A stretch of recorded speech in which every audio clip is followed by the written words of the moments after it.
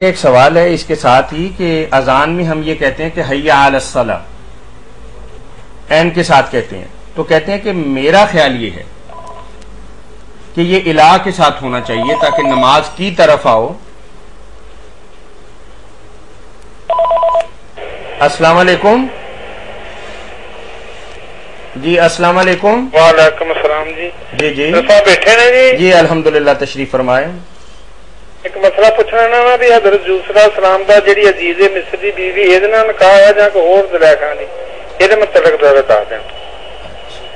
جی مولانا ایک دفعہ پھر بتائیں گے آپ؟ بتاؤں گا کیونکہ بھائی پوچھ رہے ہیں، کیا پوچھ رہے ہیں؟ یہ حضرت یوسف علیہ السلام کی شادی کے بارے میں پوچھ رہے ہیں کہ امراۃ العزیز کے ساتھ ہوئی تھی یا کسی اور کے ساتھ ہوئی؟ بھائی اس بارے میں درست بات یہی ہے کہ امراۃ العزیز جو تھی نا، نام تو اس کا طریقہ ہی تھا، یہ پریشان ہونے کی بات ہے۔ جی جواب دے رہے ہیں مولانا؟ ہلو جی جی نہیں دے رہا۔ ہاں جی آپ ہماری بات سن رہے ہیں؟ ہاں جی سن رہے ہیں۔ اچھا چلیں، آپ کے یہاں موٹر سائیکل کی آوازیں بہت زیادہ آ رہی ہیں۔ جی مولانا ذرا توجہ سے سن لینا بات۔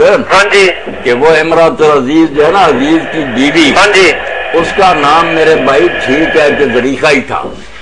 اچھا زلیخا، مگر اس سے شادی نہیں یوسف علیہ السلام کی ہوئی، نہ قرآن میں آتا، نہ حدیث میں آتا، اور نہ کسی یہودیوں کی روایت میں آتا۔ قرآن حدیث کے بعد دوسرا یہی ماخذ ہے نا کہ ہم پیغمبروں کے حالات تورات سے معلوم کریں، یا یہودیوں کا جو حدیث کا مجموعہ تالمود، یہ نام تالمود بھی جو ہے نا، اسی میں تالمود میں زلیخا، اس سے شادی نہیں ہوئی۔ شادی جو تورات میں بیان ہوئی ہے نا، وہ مصر کا جو بادشاہ تھا، یوسف علیہ السلام کی بیوی کا کی نام تھی؟ وہ میں بتاتا ہوں نا، آپ صبر تو کریں، بات ہو رہی ہے تو پھر بات سنیں نا۔ علی احمد اپنی باتیں ہم بلی کرنے شروع کر دیتے۔ تو تورات میں یہ بات بتائی گئی ہے کہ جو مصر کا مذہبی پیشوا تھا، سارے ملک کا پیر، پھوٹی فرا اس کا نام تھا، اس کی بیٹی تھی آسنات، یہ یاد کر رہے ہیں آپ، زلیخا نہیں، آسنات، اس سے شادی کی تھی شاید مصر نے، اور اس سے دو بچے منسا اور افراہیم بھی پیدا ہوئے تھے مصر میں۔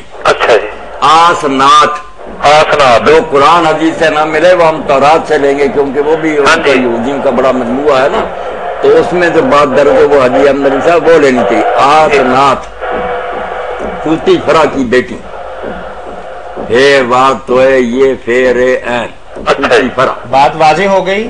مولانا یہ فرما رہے ہیں کہ زلیخا واقعی امراۃ العزیز کا نام تھا، لیکن یوسف علیہ السلام کی شادی اس کے ساتھ نہیں ہوئی تھی۔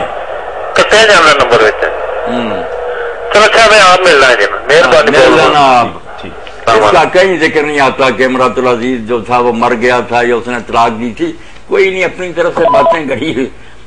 یہ ذکر ہے کہ پھوٹی فرا کی بیٹی السلام علیکم۔ السلام علیکم۔ جی وعلیکم السلام ورحمۃ اللہ۔ مولانا صاحب بات کر رہے ہیں؟ جی کر رہے ہیں بات۔ مولانا صاحب میرے ہسبینڈ جیل میں ہیں، تو میں ان کے لیے پوچھنا چاہتی ہوں کہ میں ان کی رہائی کے لیے کوئی وظیفہ کروں یا کچھ دعا کروں؟ اللہ تعالیٰ مہربانی فرمائے، میری بہن اگر وہ نہ حق جیل میں ہے تو اللہ تعالیٰ انہیں رہائی بخشے، اور اگر ان سے بھی کوئی قصور ہوا تو انہیں بھی کہنا کہ اگر ہو گیا جرم تو معافی مانگے اللہ تعالیٰ سے، استغفار اور توبہ کرنی چاہیے۔ اللہ کی رحمت بڑی وسیع ہے، اللہ معاف فرما دے۔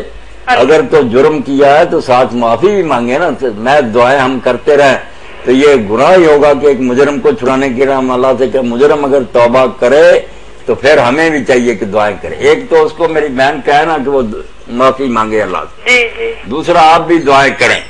دعا جو ہے نا کم از کم آپ یا عزیزو اور لا الہ الا انت سبحانک انی کنت من الظالمین، یہ دونوں نا 41 بار فجر کی نماز کے بعد پڑھا کریں، انشاءاللہ مسئلہ حل ہوگا۔ یا عزیزو اور لا الہ الا انت سبحانک انی کنت من الظالمین، یہ کوئی بھی مشکل میں پھنسا ہوا نا، یہ کوئی بھی درپیش ہے تو یہ پڑھنا چاہیے، انشاءاللہ یہ دونوں ذکر جو ہے نا مسئلہ حل کر دیں۔ اللہ رحم فرمائے، کرم کرے۔ Thank you.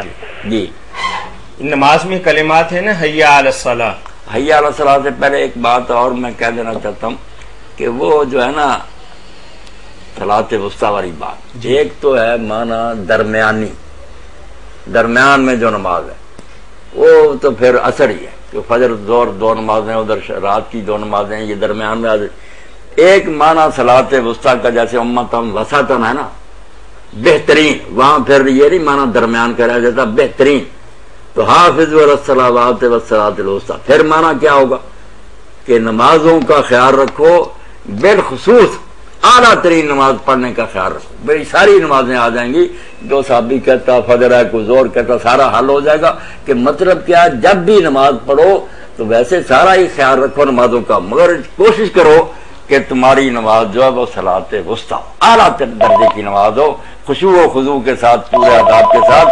اس میں پھر کوئی نماز بھی ہوگی سب آ جائے کہ جب بھی نماز پڑھو تو خصوصاً اعلیٰ طریقہ سے. السلام علیکم. وعلیکم السلام. جی مولانا صاحب سے میرا سوال ہے جی، نماز ہم نے نیت کی ہوئی ہے، ہاتھ باندھ کے کھڑے ہیں، اگلی صف میں جگہ خالی ہو جاتی ہے صف بنتے ہاں نیت کے دوران ہی ہم صف چینج کر سکتے ہیں؟ میرے بھائی اگر اگلی صف میں جگہ خالی ہو گئی نا، یا جس صف میں آپ کھڑے ہیں وہاں کوئی ایسا ہے کہ آدمی نکل گیا صف سے، تو لوگوں کو بالکل چل کرنا جگہ پر کرنی چاہیے. اگلی صف میں جانا پڑے چل جائیں، اس میں کھڑے ہو جائیں. اپنی صف میں کوئی خلل ہو گیا تو بالکل مل جائیں ساتھ، کوئی حرج نہیں. یہ نماز کو ٹھیک رکھنے کے لیے چلنا، اس سے کوئی فرق نہیں پڑتا، یہ جائز ہے. بہت مہربانی. ندیم صاحب آپ بات سمجھ گئے ہیں کہ نیت تو بہت دور کی بات ہے، اگر حالت نماز کے اندر بھی ہوں اور آپ کو چلنا پڑے تو مولانا فرما رہے ہیں کہ یہ بالکل نماز ہی کا حصہ سمجھے. جی بالکل خلل ہو گیا صف میں، اس کو پر کرنا، جی پر کرنا. ٹھیک کرنا. بہت مہربانی. بہت جی مولانا صلاۃ وسطیٰ کی آپ فرما رہے تھے صلاۃ وسطیٰ کے دونوں معنی میں نے عرض کر دیے کہ درمیانی نماز مراد لیں کہ دو نمازیں ادھر ہوں، دو اس میں درمیان پھر اثر ہے. اور اگر یہ معنی کریں کہ نمازوں کا خیال رکھو، خصوصاً نماز جو ہے نا اعلیٰ قسم کی وہ پڑھنے کی کوشش کرو. جو بھی نماز پڑھی جائے وہ بہترین انداز سے پڑھی، ایک درمیانی معنی ایک اعلیٰ امتم وسطن. چلیے مولانا وہ اذان کے متعلق کچھ کلمات ہیں. اذان کے بارے میں جو انہوں نے کہا نا، یہ اپنی طرف سے تیر تکے ہیں، لغت میں قیاس نہیں چلتا کہ ہم کہے عربی میں. یہ انہوں نے طرف سمجھا نا، نماز کی طرف آؤ تو اردو والا پھر طرف لے کر الہ کہتے پھرنے، یہ بات نہیں. جب عرب کہتا حیا، جب بھی کہے گا وہ الہ نہیں کہتا، الہ کہتا عین کے ساتھ، تو اس کے پیچھے ہم نے چلنا کہ جب وہ بلائے گا کہ آؤ اس کی طرف تو حیا علی الجہاد، حیا علی الصلاۃ یہ کہے گا، الہ نہیں کہے گا. تو لغت میں قیاس آرائی جو ہے نا، اس کا کوئی حق نہیں. یہ سماع پر اس کا مدار ہوتا ہے کہ زبان والوں سے کس طرح سنا ہے. تو مولانا اس طرح کا مطلب جیسے ہم بعض اوقات اپنی زبان میں سوچتے ہیں اور کسی اور زبان کے اندر اس کا اظہار کرتے ہیں. تو ایک چھوٹی سی مثال ہے، جب میں مدینہ یونیورسٹی پڑھ رہا تھا تو ہمارے ایک دوست نے ایک افریقی طالب علم کو کہا کہ جیسے ہم پنجابی میں کہتے ہیں کہ میرا سر نہیں کھاؤ، یا تنگ آ کے اس کو یہ کہتے ہیں، انگریزی میں عربی میں اس کا اور طرح ترجمہ ہوگا. اس نے کہا کہ لا تاکل راسی. افریقی نے اس کو گریبان سے پکڑ لیا کہ میں حیوان ہوں کہ تمہیں کھاؤں گا. تو اس طرح جو زبان کے محاورے ہیں نا وہ اہل زبان ہی سے لیے جاتے ہیں. ہماری زبان کے اندر کسی اور طریقے سے استعمال ہے، جیسا کہ مولا نے بتایا کہ عرب جب بھی استعمال کریں گے تو اللہ کے صلے کے ساتھ اور اس کا معنی یہی ہوگا کہ طرف آپ کو بلا رہے ہیں، حیا علی الجہاد یا حیا علی الصلاۃ وغیرہ. اس کی وضاحت مولانا قاری زبیر صاحب آج تشریف لائے ہیں اور انہوں نے ایک تحریری سوال آپ کی نظر کیا ہے. وہ کہتے ہیں کہ قربانی کے لیے چھوٹے اور بڑے جانور سارے ذبح کیے جاتے ہیں، اور جبکہ عقیقے میں صرف چھوٹے جانور ذبح کیے جاتے ہیں. تھوڑی سی وضاحت فرما دیں اس حوالے سے. قاری صاحب نے جو پوچھا نا، اس کی وجہ یہ ہے کہ جو جانور نا قربانی والے، گائے اونٹ وغیرہ، یہ لوگوں نے قیاس سے نا عقیقہ میں شروع کر دی ہے. ذکر نہیں آیا احادیث میں جو کچھ ہے نا، آپ نے جو زبان سے ہی فرمایا شاطان مکافاتان جو کیے ہے، کب سے ذبح بھی مینڈے کیے ہے، زبان سے بھی یہی فرمایا. اس میں دوسرے جانوروں کا ذکر نہیں کیا.